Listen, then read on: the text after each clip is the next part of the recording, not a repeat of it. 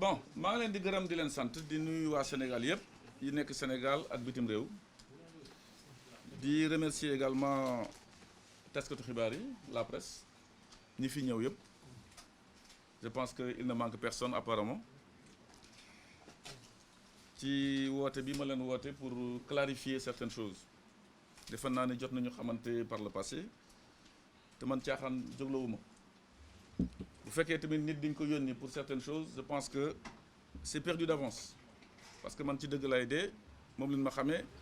sama waxu démb ak sama comportement wu tey muy benn mais avant ñuy dugg ci waxtaan bi dama bëgg quand même maslu tuuti Sénégal ci mbas mi parce que xam ngeen ni deuxième vague ñëw na situation bi commencé na compliqué li invité sénégalais yépp ñu gëm ak ñu ma gëmul ñu respecter les mesures barrières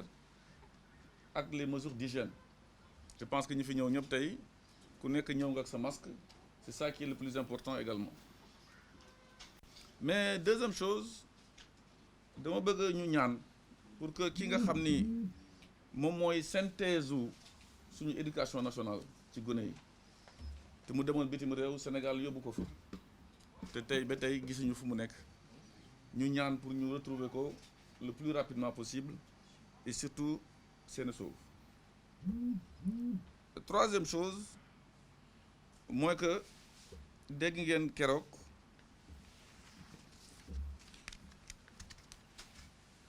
benn individu un monsieur boo xam ni moo jël sama relais ci Dakar Dem Dikk yàlla mooy joxe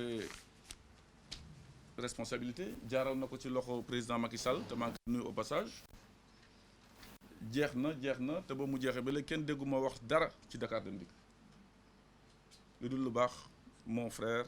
mon ami di ko ñaanal effectivement plein succès mais vous avez constaté que vendredi dernier à la surprise générale et je profite de l'occasion pour remercier sénégalais yëpp parce que sama téléphone seddul ñëpp a ngi woote di masawu parce que wax yu mel nii defe naa ni kenn mësu ko gis kenn mësu ko dégg yeewu rek di saaga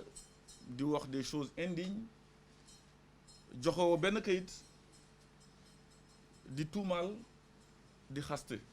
man awma éducation boobu et ku ma jege tamit amu ko def naa juróom benn at nag Dakar Dem Dikk defe naa ni ci tey ñoo fa mës a jaar man maay le doyen yàlla moo ko def ci DG sénégalais yi lay wax mais kenn mësuma dégg may waxee comme ça loolu moo tax dafa laaj ma leeral tuuti même su fekkee je ne vais pas descendre jusqu'à son niveau du ma wàcc ci niveau am parce que bokkuñu éducation te soo leen seeda sax tey lu may wax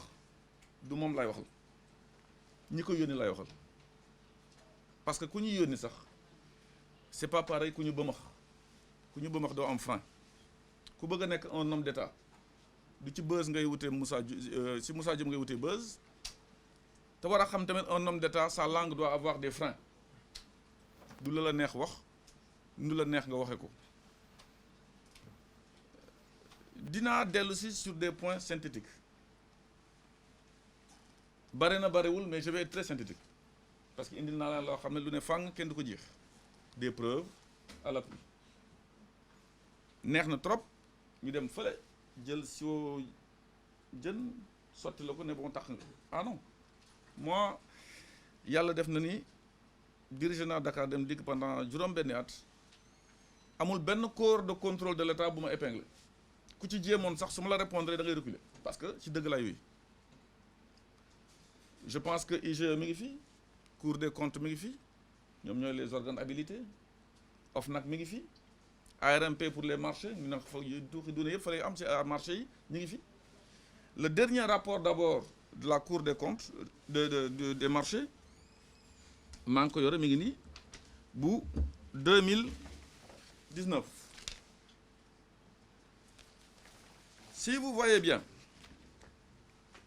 Ce rapport est très clair à sa page 3. À notre avis, au vu des points ci-dessous, la direction de Dakar Dem Dikk s'est conformée de manière assez satisfaisante aux dispositions et procédures de passation et d'exécution des marchés publics. Mooy lan je comprends la caméra ah bàyyi ma terminer dégg nga lii mu ni rapport bu mujj bi 2018-2019 ne amul lenn li ñuy toppee Dakar Dem te d'ailleurs seen comportement c'est assez satisfaisant. Kooku je tenais juste à passer rapidement dessus pour vous expliquer que au niveau de Dakar Dem Dikk bu fekkee ci marché yi la ñuy wutee xaalis xam ngeen nu mu demee man bokkuma ci du ma ne du man kot man kese man dong dama ne bokkuma ci. Dégg ngeen ñu naan situation financière Dakar Dem Dikk mooy le premier point nee na j'ai laissé une société catastrophique j'ai laissé une société en faillite 80 millions laa ko jox j'espère que lu may wax li tamit préparez vos questions si je me trompe vous m'arrêtez 81 millions c'est ça. Je tiens quand même à préciser que nit boo xam ne day buy wax dara day wax dëgg regardez le tableau vous verrez très clairement encadré à droite la date 11 juin 2020 Banque islamique du Sénégal résumé du compte wax ma des comptes du compte boo xam ne dama fa tëj xaalis bi en DAT mooy en dépôt à terme kenn mënu ko laal suite li ma jaay ci foncier bi jël ci 1,6 milliard mi ngi noonu tëj ko foofu en dépôt à terme jox ko keroog ba may defa passation de service comment la mën a ñëw devant vous di naan 81 millions laa ko jox la preuve elle est là c'est un compte bloqué il a même surfé dessus tuuti di naan xaw ma ay 900 millions xaw ma voilà l'argent que je lui ai donné bokkewul ak lu muy wax la preuve est rapportée en premier lieu en d'entrée de jeu que ce monsieur raconte des contre-vérités. Deuxième point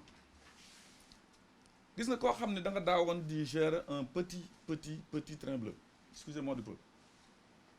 nekk benn ligne bu dawatul sax bu ñu la wooyee dans la capitale sénégalaise avec la plus grosse entreprise de la capitale boo àndul ak sa sago sa comportement day feeñ sa première sortie man Dakar Dem Dikk feesuloon sama bët parce que en 2012 je cherchais la tête de l'État si président Abdoulaye Wade bu mu dem président Macky Sall gis ma ne ma ñëwal bàyyi suñu programme benn la ñoo nekk sama ginnaaw maay sa mag ma topp ci ginnaawam donc ay Dem Dikk feesul sama bët dama waroon ñëw def samay preuve je pense tout simplement que ku am ku dudu lakk Sénégalais yi ñoo ma waxal le 2 septembre et je profite de l'occasion pour les remercier da ngay jàng donc ce que c'est une société de transport public dans le monde entier amul benn société de transport public dans le monde entier buy def bénéfice ça n'existe pas bu amee na ko génne le transport public est structurellement déficitaire loolu moo tax ñuy naan compensation mais compensation boobu bu ñëwee na fekk ni dafa mot mooy na nekk au réel pas au forfait or depuis l'indépendance du Sénégal société d'État bi nga xam ne mooy Dakar Dem Dikk di nga koy indemniser au forfait mooy dina la devoir 7 milliards ñun la 4-5 la ñu am pour soutenabilité budgétaire comme que di la nommer par décret boo waxee ñu dàq la ku la yónni abal lay bët bu la nee muut da ngay noppi man nag nekkoon naa ci biir xaw a lakkale tuuti j'étais un petit perturbateur moo tax mu mën a téye kër gi pendant 6 ans 0 grève tous les salaires payés amul benn impayé pendant 6 ans parce que xaalis bi fu mu ko war a jëlee dinaa ko jëli nga tudd ministre nga tudd président de la République dinaa ñëw ba ci yow ne la y a problème mettre les formes jaar sama ministre de tutelle technique moo nekk le ministère des Transports donc aucune société au monde ne peut réaliser des bénéfices tout le monde est déficitaire ñu ñëw ci Sénégal de 2012 à 2016 d'abord parce que je vais vous dire pourquoi je le fais ainsi pour plus de transparence tableau bi ma leen di jox 2012 2016 vous voyez à droite 2012 mais 2016. Moi, je suis arrivé en 2014, le 23 juillet. Vous voyez que ça commence par des déficits de 5 milliards, moins 5 milliards. Vous le voyez en rouge quelque part. Dans Banjok pour ne pas gêner les caméras. On avance, vous verrez, en 2015, il y a un déficit de moins de 36 millions. Est-ce que vous le voyez? C'est sous mon magistère. La création de Dakar Dem Dikk date de décembre 2000. Waaw ma ne création Dakar Dem Dikk ñu ngi ko créé en 2000. 2000 ba léegi Dakar Dem Dikk mosul réaliser bénéfice mënu ko mooy lu ma leen wax sur le plan mondial mais déficit bu gën a tuuti ci Dakar Dem Dikk maa ko def en 2015 depuis lors année yi nekk comme c'est marqué au début c'est entre 4 milliards et 5 milliards de déficit par année état bi war a compenser loolu ñu naan compensation donc bu ngeen déggee mu ne leen 30 milliards de déficit cumulé pourquoi il joue sur le cumulé na wax année bu nekk ñaata la 30 milliards sur 6 ans boo ko diviser ñaata lay doon 5 milliards on est dans les normes j'ai fait 6 ans il y a rien de catastrophique xanaa nit bu ñuy waxal nit il y a une manière de parler aux gens pour les apeurer ce qui fait que une perte de 5 milliards par année c'est tout à fait dans les normes. La compensation arrive à 4,7 milliards et ne couvre même pas la perte. Donc, pour toutes ces raisons, je pense que les choses sont très claires. Non seulement sur le tableau jusqu'à 2016, mais à partir de date bobu jusqu'en 2020, les 6 ans de Dakar Dem Dikk, il n'y a rien d'extraordinaire que de situation. Je tiens à préciser que li ma fa nekkee parce que ku ñu fa fal ñu fa tabb boo amul fit boo dul wax dëgg boo ragalee ñu la yónni doo def 6 ans te maa ngi koy ñaanal moom mu jéem a gagner du temps pour def au moins li mu fa def le temps ne lui permet même pas parce que ki ko fal sax lu ko desee 6 ans matul 6 ans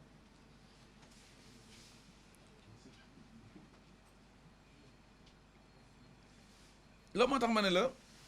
boo fa nekkee vous allez voir en 2019 tableau bi regardez le 15 juillet 2019 boo ma sentirez la situation mu dem d'une certaine manière j'ai écrit à mon ministre de tutelle Oumar Youm vous avez la lettre sur le voilà ba ma bindee lettre boobu moom mu jël lettre moom le 17 2 jours après envoyé ko situation financière de Dakar Dem Dikk envoyé ko ministre des finances recevoir ko vous allez le voir mi nga ko 9 août adressé à monsieur Abdoulaye Daouda Diallo ne ko attention Dakar Dem Dikk vous leur devez de l'argent vous devez payer le DG de Dem Dikk nous a alerté parce que situation bi lan la woon également Dakar Dem Dikk bu amee compensation ñun ñoo ko doon denc mais dañuy jékki-jékki état bi nee na ñoom ñoo koy denc dans les grands comptes bu ñu ko soxloo ñun ñu def demande d'engagement ne lii la ñu soxla pour fay salaire yi ñoom ministère des finances def mandat du montant bu ñu demandé pour ñu mën a fay salaire yi mais dama jóg rek gisatuma xaalis fu mu jaar ñu ne état bi dafa am ay tension de trésorerie jël xaalis bi orienté ko fayee ko leen beneen bor boo xam ne Dakar Dem Dikk te Dakar Dem Dikk moo ko moom il faut être clair Dakar Dem Dikk day daw à perte Dakar Dem Dikk ces tarifs mosuñu ko changé depuis 1998 compensation bi ñëwee wax naa leen c'est au forfait lu ñu la doyor 7 milliards 4 la lay jox mu am li ñuy daan ay queue de compensation arriéré carburant bi yokku na en 2003 je pense que le carburant c'était 325 francs léegi mi ngi à 600 et quelques 660 même ba tey le prix est le même kooku fooy génne ça ne peut être que déficitaire ba ma gisee xaalis boobu 2 milliards 800 mi ngeen gis ngeen titre bi mu disparaître je suis parti voir le ministre des finances ne comment ça se fait que ñu nommé la par décret ñu nommé ma par décret nga yore suñu xaalis mu war Dem Dikk boo ko waree laal da ngay ñëw ne ah DG ñun dañu am problème fii ci au niveau du ministère des finances dañoo soxla sa xaalis pour lii bu lii mais avant date bi fin du mois moom la ñu fay salaire yi naa la ko delloo moo gën a rafet mais dama jékki-jékki rek xaalis bi di réer ma war a fay salaire yi gisuma ko j'ai interpellé mon ministre war naa leen lettre bi sama ministre interpellé ko mais man aussi ma interpellé ko ba ma gisee ni bougé wul ba ma ko defee jël aussi copie adressée à monsieur le président de la République vous le voyez en droit administratif souvent dañuy naan loolu mooy boole boobu ma ko waxee président de la République mi ngi nii ba pare teg ci lettre vous le voyez reçu au palais vous le voyez nee nañ un DG du écrire directement au président de la République mais su ñàkk amee il faut que ma jaar foofu ba ma adressé lettre au président de la République le ministère des Finances réagit lettre baa ngoog non c'est-à-dire dégguma loolu le président de la République intervenir il m'a été donné de constater que jël ngeen xaalis dem dikk on leur doit des arriérés non seulement 2 milliards je vous demande de le restituer